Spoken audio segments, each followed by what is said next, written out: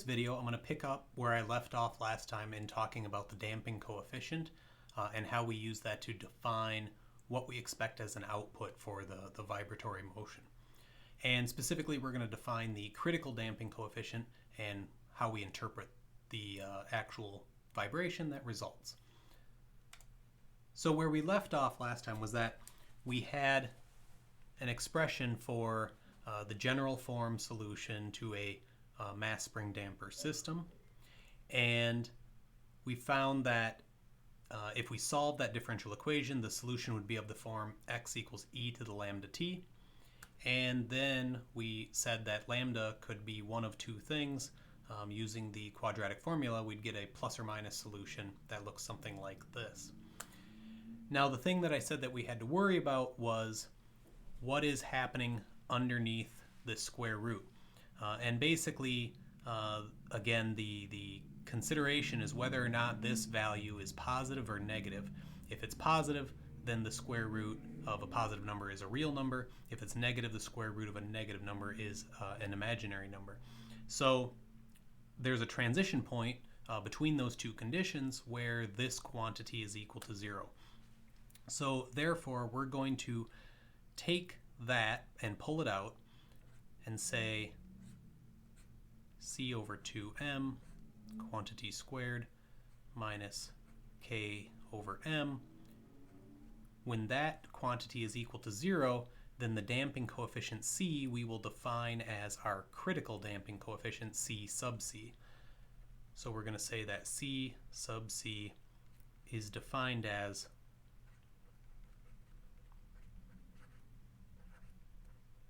our critical damping coefficient.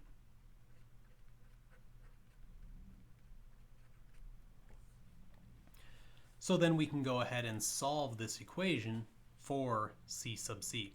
So if we do some rearranging of this, solving for c sub c, we end up finding that c sub c is equal to 2m root k over m.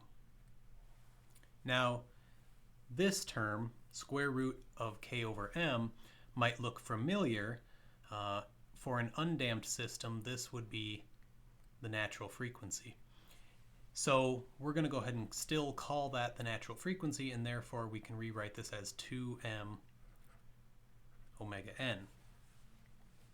So this quantity then we're going to refer to as our critical damping coefficient.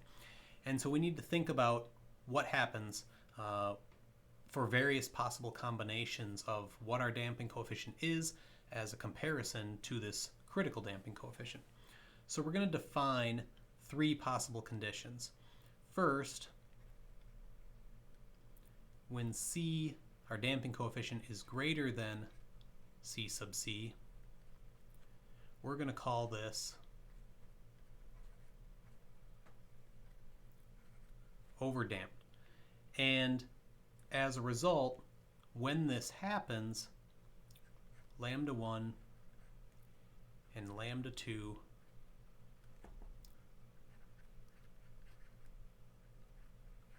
are both real numbers. So in that way, if lambda 1 and lambda 2 are both real numbers, then we end up getting a solution for x, which is of the form a e to the lambda 1t plus b e to the lambda 2t, where a and b are just constants. So there's something that we would have to solve for from our initial conditions, for example, like we did before in undamped.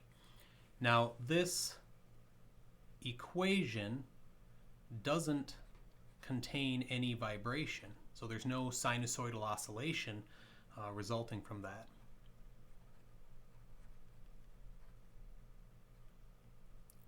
And so this is kind of like if we had honey or something extremely viscous in our dash pot.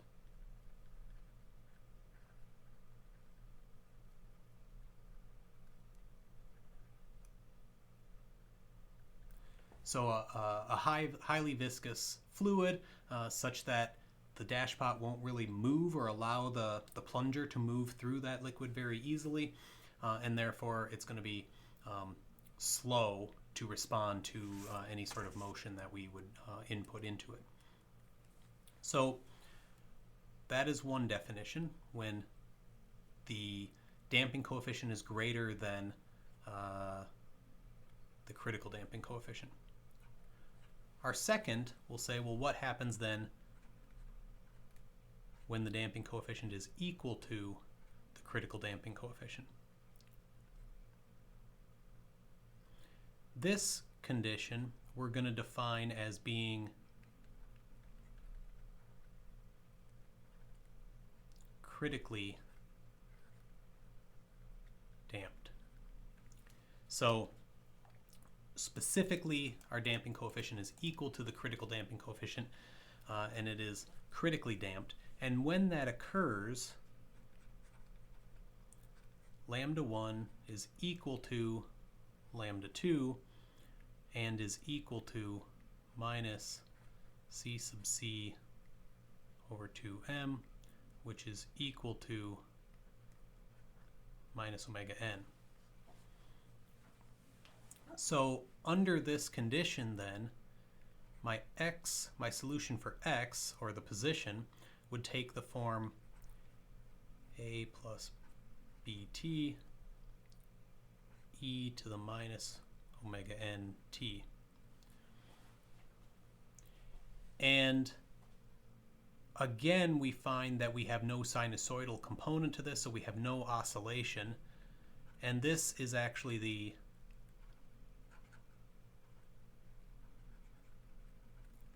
smallest value for the damping coefficient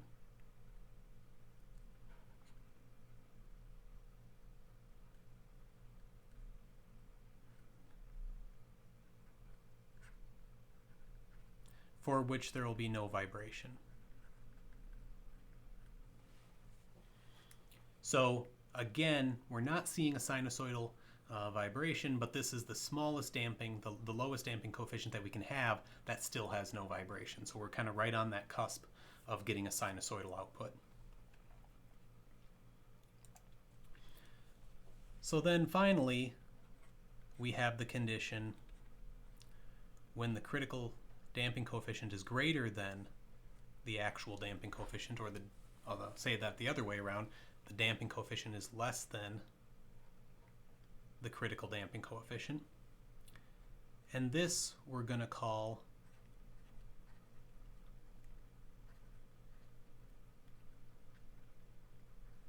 underdamped. And as a result, lambda 1 and lambda 2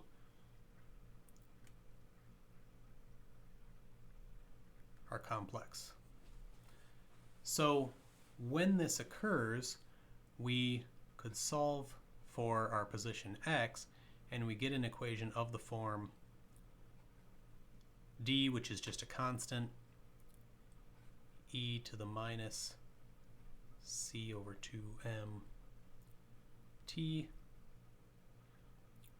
sine omega d t plus v.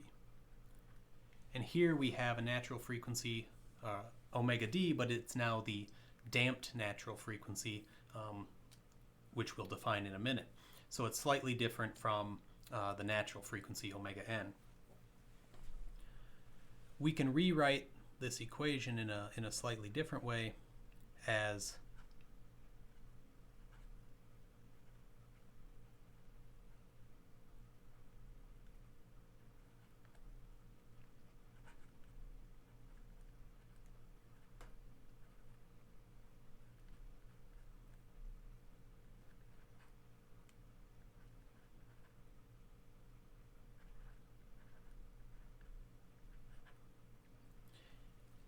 and here we see that we're getting a sinusoidal output in our position, and therefore we should expect some oscillation as a result. So I said that we would define omega d, and once again, just as to recall, omega d is the damped natural frequency. And we're going to define omega d in relation to our natural frequency first by saying, well, it's equal to k over m minus c over 2m quantity squared, and therefore equal to omega n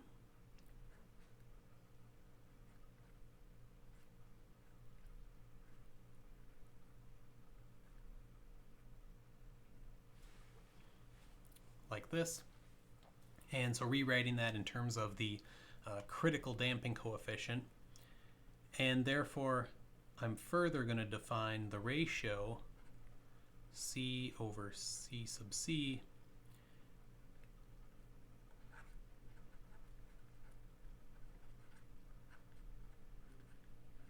as the damping factor. So it gives us some sense of just how much dampening we're expecting there to be in our system, and we can look at that and use that to compare different systems.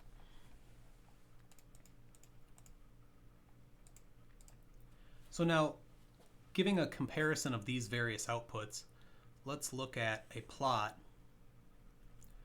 of the position x versus time.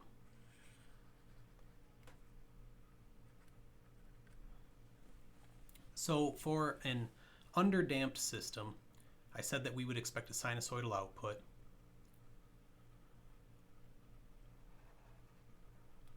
And because we have damping, we would expect that output to trail away and reduce in amplitude over time. So as this occurs, we can measure things like the period of oscillation,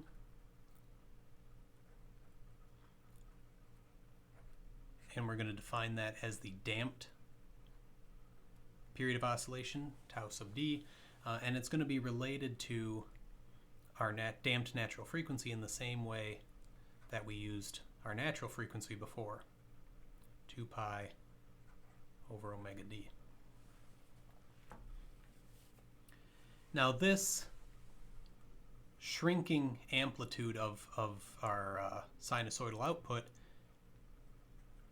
is contained within an envelope that looks like this.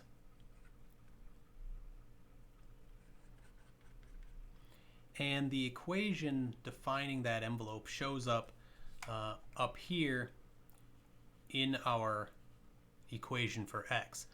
So it's kind of the envelope that defines how that sinusoidal function fades away. So as time increases, the influence of that envelope increases as well. So we could write this as d e to the minus 2 over 2m t. And similarly on the other side we have the same sort of thing, minus d e to the minus, oops, oh, I miswrote this up here, c over 2m t. All right, so this is the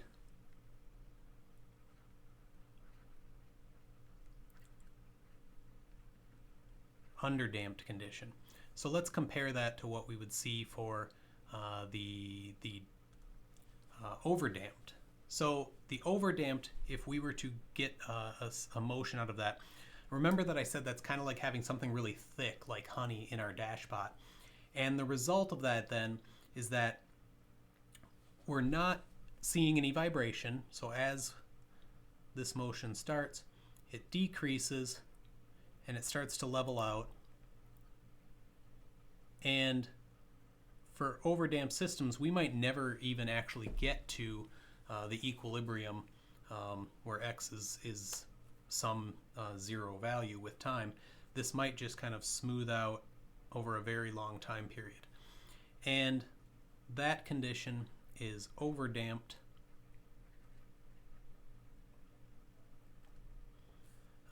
and it's very slow to respond. Finally, we have the critically damped condition, which, remember, critically damped is the fastest that our position of our mass can approach its equilibrium state without actually overshooting it and vibrating. So in that case, our motion is going to decrease quicker and come to an equilibrium state much faster than we would expect for the overdamped condition.